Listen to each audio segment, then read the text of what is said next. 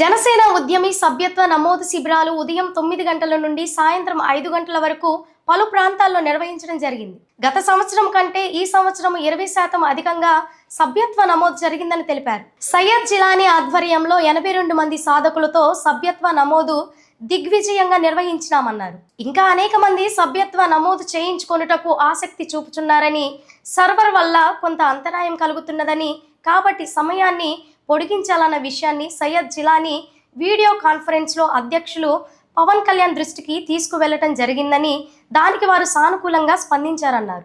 మా అధ్యక్షులు పవన్ కళ్యాణ్ గారు చెప్పినట్టు 10వ తారీఖుతో ఉద్యమి సభ్యత్వ నమోదు కార్యక్రమము ముగుస్తుంది. కాబట్టి ఈరోజు లింగుంటలోనే జెడ్పీ హై స్కూల్ ఎదురుగా, మరియు సాకిరాల మెట్టలోనే గవర్నమెంట్ హాస్పిటల్ దగ్గర, మరియు సాకిరాల మెట్టలోనే జనసేన జెండా దగ్గర, అలాగే బరంపేటలోనే ఆంజనేయస్వామి గుడి దగ్గర 4 శిబిరాలు పెట్టి జనసేన ఉద్యమి సభ్యత్వ కార్యక్రమంను దిగ్విజయంగా నిర్వహించిన జన సైనికులకు అందరికీ నమస్కారం. గతంతో పోల్చుకుంటే నరసరావుపేట నియోజకవర్గంలో సయ్యద్ జిలానీ గారి ఆధ్వర్యంలో గతంలో 50 మంది సాధకులుగా నిర్ణయించడం జరిగినది. ఈసారి గతంతో పోల్చుకుంటే 82 మందిని సాధకులను సయ్యద్ జిలానీ గారు నిర్ణయించారు.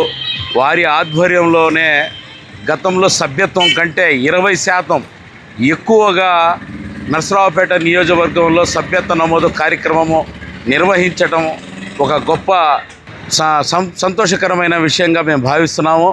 అలాగే ఈ యొక్క 20% సభ్యత్వ నమోదు పెరగటం ముఖ్యంగా కీలక పాత్ర వహించిన 82 మంది సాధకులకు మరియు వీర మహిళలకు అందరికీ అభినందనలు.